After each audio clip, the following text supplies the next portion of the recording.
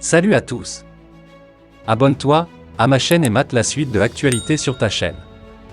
Car le président russe Vladimir Poutine a annoncé ce jeudi qu'il va envoyer des forces spéciales pour défendre la population ukrainienne. Le nombre de soldats dépêchés en Ukraine par Vladimir Poutine pour sa mission de dénazification de l'Ukraine pourrait augmenter dans les prochains jours. Ce jeudi, soit une semaine après le lancement de son opération militaire contre l'Ukraine, Vladimir Poutine a annoncé qu'il va envoyer les forces spéciales dans le pays. Selon le patron du Kremlin, les forces spéciales vont défendre les civils ukrainiens face aux néo-nazis dans le pays. Nous ne voulons pas qu'il y ait de victimes dans la population civile. Nous voulons soutenir tous ceux qui se battent pour la liberté. Nous allons envoyer des forces spéciales en Ukraine pour défendre ces millions d'Ukrainiens, a affirmé le président russe. Vladimir Poutine a également déclaré vouloir s'en prendre aux néo-nazis qui veulent la guerre en Ukraine et qui, selon lui, empêchent les Russes de mettre en place des couloirs humanitaires pour évacuer les civils. Les négociations entre les délégations russes et ukrainiennes ont repris jeudi après-midi à la frontière entre la Biélorussie et la Pologne, au 8e jour de l'invasion. Les conclusions de cette nouvelle assise restent inconnues pour l'instant. Ce jeudi, le président ukrainien a dit vouloir parler à son homologue russe, seul moyen d'arrêter la guerre, selon lui, alors que les Occidentaux cuisinent de nouvelles sanctions contre la Russie. Or, plus de 25 000 armes et 10 millions de munitions ont été distribuées aux civils et simples volontaires dans la capitale, Kiev. C'est l'information donnée par l'agence de presse turque Anadolu ce 26 février 2022. La guerre qui oppose la Russie de Vladimir Poutine à l'Ukraine risque de s'enliser si les autorités ukrainiennes empruntent cette voie. Pour notre part, cette distribution d'armes et de munitions en quantité astronomique peut avoir deux incidences. D'abord, elle peut avoir pour conséquence d'irriter encore plus la grande armée russe et l'on pourrait assister à un massacre de ces civils ukrainiens par les soldats russes aguerris. Ensuite, ces armes aux mains de civils pourraient augmenter la criminalité s'il advient que la crise s'arrête.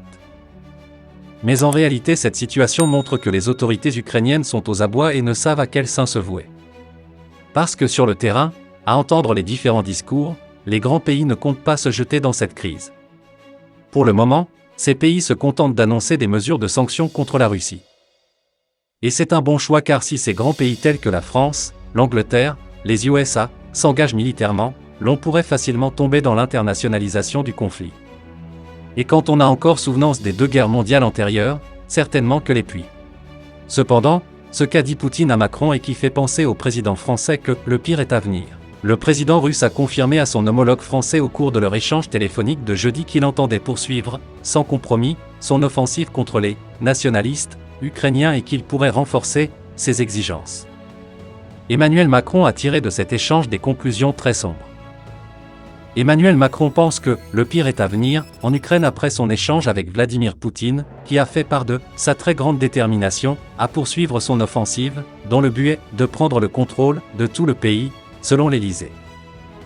Lors d'une discussion téléphonique de 1h30 à sa demande, le président russe a affirmé à son homologue français que l'opération de l'armée russe se développait, selon le plan prévu par Moscou et qu'elle allait s'aggraver si les Ukrainiens n'acceptaient pas ces conditions, a indiqué la présidence.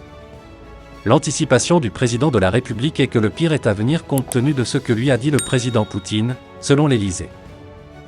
Vladimir Poutine a commenté l'intervention sur l'Ukraine du président français. Vladimir Poutine a en effet exprimé son intention de poursuivre, sans compromis, son offensive contre les nationalistes en Ukraine, lors d'un entretien téléphonique avec son homologue français Emmanuel Macron, selon le Kremlin. La Russie a l'intention de poursuivre sans faire de compromis son combat contre les membres des groupes nationalistes qui commettent des crimes de guerre, a déclaré Vladimir Poutine lors de cet entretien, a rapporté la même source dans un communiqué. Lors de cette conversation qualifiée de « franche » par le Kremlin, le dirigeant russe a en outre commenté par le menu le discours prononcé la veille par le président français sur la guerre en Ukraine, exprimant son désaccord avec plusieurs de ses thèses. Cela concerne en particulier la déclaration d'Emmanuel Macron qualifiant de « mensonge » le fait que la Russie combat le nazisme en Ukraine, selon le Kremlin. Moscou présente son invasion de l'Ukraine, qui s'accompagne de bombardements sur plusieurs villes ayant tué de nombreux civils, comme une « opération spéciale » circonscrite à l'est du pays et visant notamment à dénazifier l'État ukrainien. L'actuel président ukrainien, Volodymyr Zelensky, est de confession juive.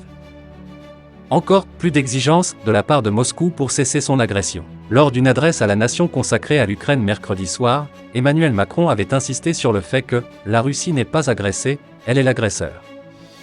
Cette guerre n'est pas un conflit entre l'OTAN et la Russie, et, encore moins une lutte contre le nazisme, c'est un mensonge, avait-il affirmé. Alors que de nouveaux pourparlers doivent avoir lieu jeudi à la frontière polono-bélarusse entre une délégation ukrainienne et des responsables russes.